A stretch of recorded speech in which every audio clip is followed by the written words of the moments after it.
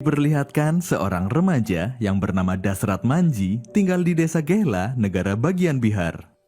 Manji hidup dalam garis kemiskinan dan berasal dari kasta terendah.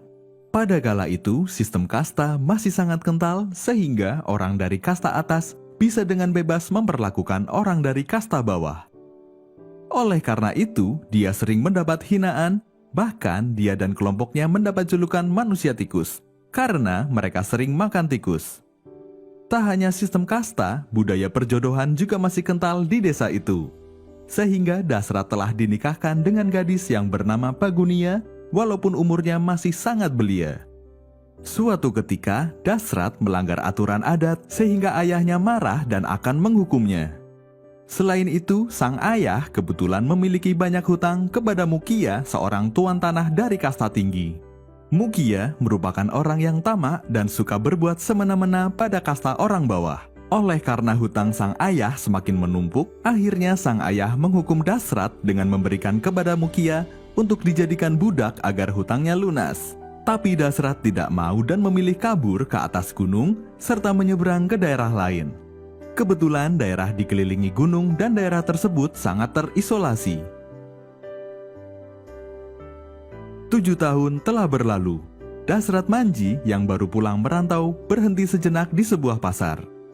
Tak lama kemudian datang seorang penjual cenderamata yang ternyata adalah Pagunia. Tapi ketika Pagunia sedang menjajakan dagangannya, ada pria yang iseng mencolek tubuhnya. Pagunia yang marah lalu mengambil kotoran sapi dan melemparkannya kepada orang tersebut. Namun naas kotoran itu malah mengenai Dasrat.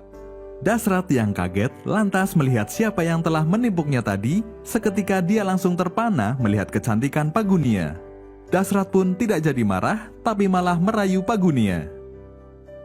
Setelah bercengkrama di pasar, Dasrat kemudian pulang dengan menaiki bus. Ternyata Pagunia pun akan naik bus yang sama dengan Dasrat, namun dia nampak kesulitan untuk menaiki tangga bus. Sebagai lelaki yang baik, Dasrat langsung menolong Pagunia untuk menaiki bus tersebut. Sesampainya di pinggir gunung batu, dia ingin melakukan potong kompas agar cepat sampai di desanya melalui gunung batu tersebut. Karena jika dia melalui jalan biasa, akan menempuh jarak 40 mil. Sedangkan jika melewati gunung hanya menempuh 4 mil saja. Tapi jalur yang dilalui sangat terjal dan curam. Sesampainya di atas, Dasrat melihat tidak ada perubahan yang berarti di desanya. Setelah sampai di desa, Dasrat bertemu dengan Mukia. Mukia tampak sedang tidak senang karena pemerintah menghapus sistem kasta. Dasrat dengan santai menyapa tuan tanah yang tamak itu, dan pada awalnya Mukia tidak tahu itu Dasrat. Tapi setelah Dasrat memperkenalkan jati dirinya, Mukia langsung marah dan menghajar Dasrat. Karena pada 7 tahun yang lalu, Dasrat kabur ketika akan dijadikan budak oleh Mukia. Setelah itu, dia melanjutkan perjalanan ke rumahnya, namun bukan disambut dengan hangat oleh orang tuanya, tapi dia malah dipukuli oleh orang tuanya karena dia kabur ketika dia akan dijadikan budak untuk melunasi hutang orang tuanya. Keesokan harinya, ayah Dasrat pergi ke rumah besannya untuk memberitahu jika Dasrat telah pulang. Namun, mertua Dasrat malah memiliki rencana untuk menikahkan Pagunia dengan pria lain. Karena mertuanya kecewa Dasrat kabur selama 7 tahun. Akhirnya mereka pun bertengkar. Kemudian Pagunia pun datang. Dasrat terkejut karena wanita yang ditemuinya tempo hari adalah istrinya dari pernikahan adat. Lalu Dasrat pun mengajak Pagunia untuk pergi bersamanya. Namun ayah Pagunia malah mengusir Dasrat dan orang tuanya. Karena hubungannya tak lagi direstui oleh sang mertua, Dasrat pun menemui Pagunia secara diam-diam. Bahkan dia juga mengatakan akan melakukan apa saja agar bisa hidup dengan Pagunia. Pagunia kemudian menjawab, "Jika kau ingin denganku, maka bilang pada orang tuaku, atau jika kau berani, bawa aku kawin lari." Beberapa hari berlalu, Dasrat mendapat kabar jika Pagunia benar-benar akan dinikahkan dengan pria lain. Mendengar hal itu, Dasrat lalu pergi ke rumah Pagunia dengan membawa kapak. Di sana, dia mengancam semua orang dengan kapak itu, dan dia akhirnya membawa lari Pagunia bersamanya. setelah beberapa bulan kemudian, ketika Pagunia sedang berjualan di pasar, tiba-tiba Pagunia diganggu oleh anak Mukia. Dia mencoba memerkosa Pagunia, tapi tak lama kemudian, Dasrat datang dan langsung menghajar anak Mukia. Tak hanya itu, teman-teman sesama pedagang pun membantu menghajar anak tuan tanah itu. Perilaku Dasrat yang menghajar orang di pasar membuat Pagunia marah. Melihat istrinya marah, Dasrat lalu melakukan berbagai cara agar istrinya tak marah lagi, termasuk mengancam akan melompat dari bukit. Melihat hal itu, Pagunia pun mencegah Dasrat sambil berkata, "Jika kau mati, siapa yang akan menjadi ayah anak ini?" Ternyata kemarahan Pagunia hanyalah akting untuk memberikan surprise pada suaminya kalau sebentar lagi dia akan menjadi ayah. Selanjutnya, Mukia yang tidak terima anaknya dihajar, pada malam harinya dia beserta anak buahnya mendatangi perkampungan Dasrat untuk balas dendam. Dasrat dan beberapa temannya mencoba melawan, namun mereka kalah, bahkan salah satu dari istri teman Dasrat diculik dan menjadi pelampiasan nafsu Mukia. Kekejaman si tuan tanah tak berhenti sampai di situ. Pada pagi harinya, perempuan yang kemarin malam diculik ditemukan tewas di pinggir sungai.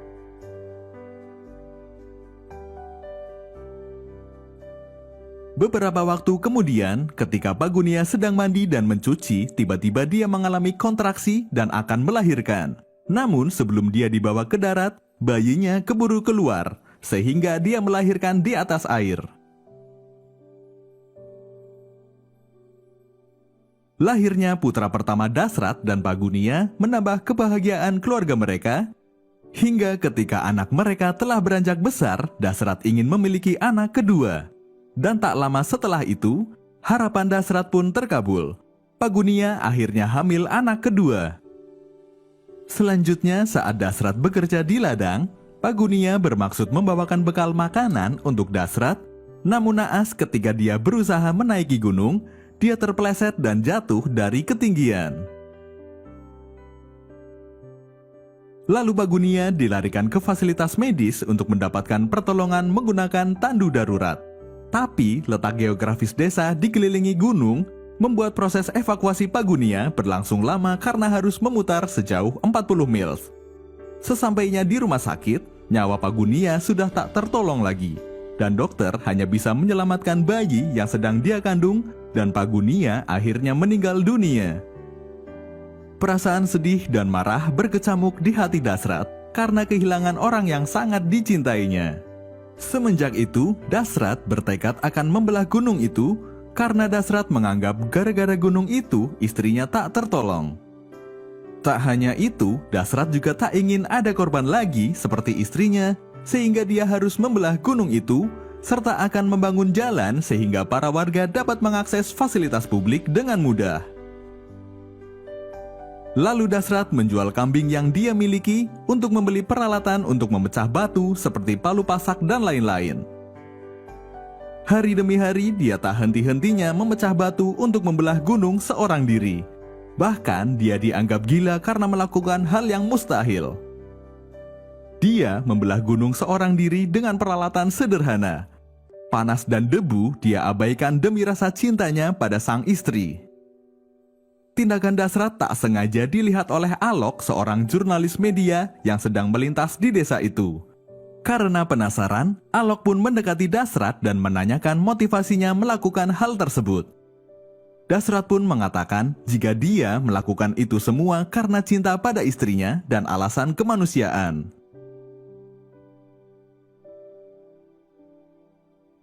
Tak terasa sudah 9 tahun Dasrat membelah gunung seorang diri, hingga musim kemarau tiba. Warga desa berbondong-bondong mengungsi untuk mendapatkan air. Ayah Dasrat pun mengajak Dasrat mengungsi, tapi Dasrat menolaknya karena masih ingin membuat jalan. Para warga pun heran dengan keteguhan hati Dasrat untuk membelah gunung. Kemarau yang panjang membuat Dasrat juga kehabisan air. Dia mencoba masuk ke sumur, tapi sumur itu telah kering.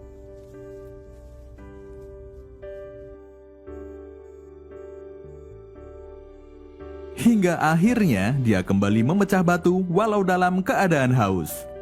Ketika sedang memecah batu, batu itu hancur dan Dasrat terperosok dalam lubang. Di lubang itu ternyata juga terdapat genangan air dan tumbuhan yang masih segar sehingga dapat dimakan oleh Dasrat.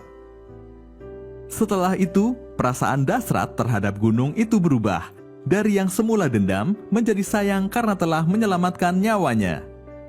Beberapa waktu kemudian, musim hujan pun tiba. Tumbuhan mulai menghijau dan air mulai mengalir sehingga warga desa yang tadinya mengungsi pun kembali ke desanya. Para warga kaget melihat gunung mulai terbelah dan mulai ada penampakan jalan. Warga yang tadinya mencemooh Dasrat sekarang berbalik memuji Dasrat.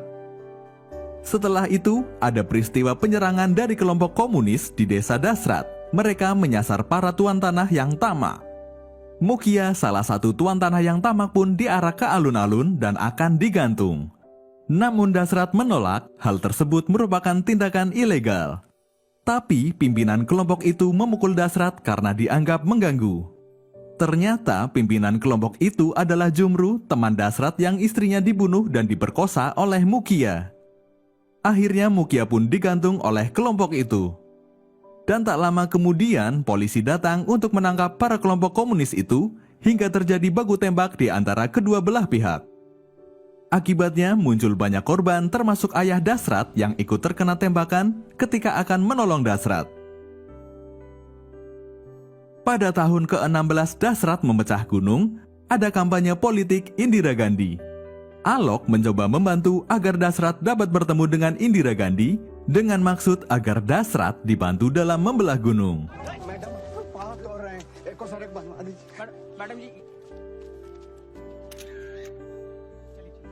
Beberapa lama kemudian, anak dari Mukia terpilih menjadi kepala desa.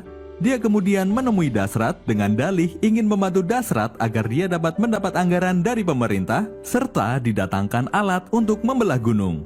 Dasrat pun menyetujui hal itu serta dia mau menandatangani proposal pengajuan proyek ke BDO. Buah memang jatuh tak jauh dari pohonnya. Sama seperti ayahnya, anak Mukia juga memiliki watak tamak dan juga culas. Ternyata dia sudah bersekongkol dengan oknum pegawai BDO untuk memainkan uang proyek. Tak hanya itu, sang kepala desa juga menjual batu yang telah dipecah oleh Dasrat untuk keuntungan pribadi. Setelah beberapa bulan menunggu, anggaran proyek tak kunjung cair. Akhirnya dengan ditemani Alok, Dasrat menyambangi kantor BDO untuk menanyakan proyeknya. Tapi dalam LPJ, uang tersebut sudah cair. Dasrat pun kaget karena dia belum pernah mendapati sepeser pun. Namun Dasrat malah dituduh menipu pemerintah sehingga dia diusir dari kantor BDO. Pada malam harinya, Dasrat mencoba protes kepada kepala desa serta menanyakan uang proyek itu, tapi sang kepala desa berlagak tak mengerti apa yang dikatakan Dasrat. Namun tentu Dasrat tak sebodoh itu. Dia tahu jika sang kepala desa telah membeli mobil dan perhiasan baru. Dasrat pun mencoba mengancam si kepala desa, tapi malah si kepala desa menantang balik dengan mengatakan, jika di sini tak ada kantor pemerintah pusat, jika ingin lapor silahkan ke Delhi. Pagi harinya dia benar-benar ke Delhi dengan menumpang kereta, tapi dia tak memiliki tiket sehingga dia diturunkan paksa dari kereta hingga dia terjatuh. Akhirnya dia melanjutkan perjalanannya dengan jalan kaki, padahal jarak ke Delhi mencapai 1.300 km. Namun dia tak patah semangat untuk mencari keadilan. Berbagai rintangan dia lalui hingga aksinya menarik perhatian orang dan memotivasi orang untuk ikut menuju ke kantor Perdana Menteri untuk menuntut perbaikan kebijakan dari pemerintah. Tapi sesampainya di sana, Dasrat tak bertemu Perdana Menteri karena dihadang oleh Pas Pampres.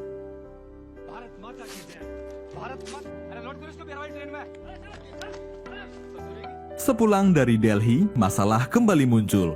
Seolah tak puas telah mengkorupsi proyek Dasrat, sang kepala desa melaporkan Dasrat ke Departemen Lingkungan dengan tuduhan merusak lingkungan dan mencuri aset negara. Sehingga Dasrat pun ditahan. Masyarakat yang tidak terima menyerbu kantor polisi meminta Dasrat dibebaskan.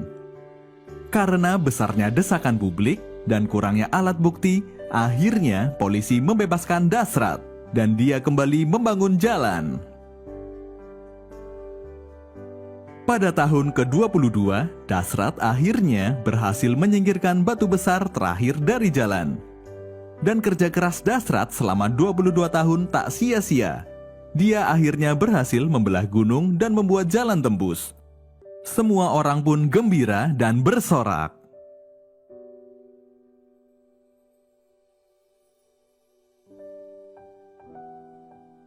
Seperti itulah kisah seorang lelaki yang membelah gunung dengan tujuan untuk membuat jalan pintas. Karena dengan adanya gunung tersebut telah menutup akses desa untuk mendapatkan fasilitas umum dan bahkan telah mengorbankan seseorang yang sangat dicintainya, yaitu istrinya. Walaupun sempat dianggap gila oleh masyarakat setempat, dengan keteguhan hati, dia tetap melakukan niat mulianya karena dia tak mau ada korban lagi setelah meninggalnya istrinya tersebut. Banyak orang tertawa saat menjalankan tugas mulia. Itulah kesempatan di balik kesuksesan yang menyapa. Buktikan dan nyatakan mimpi yang dianggap gila. Untuk membungkam berjuta kata tak ada makna. Terima kasih dan sampai jumpa di alur cerita selanjutnya.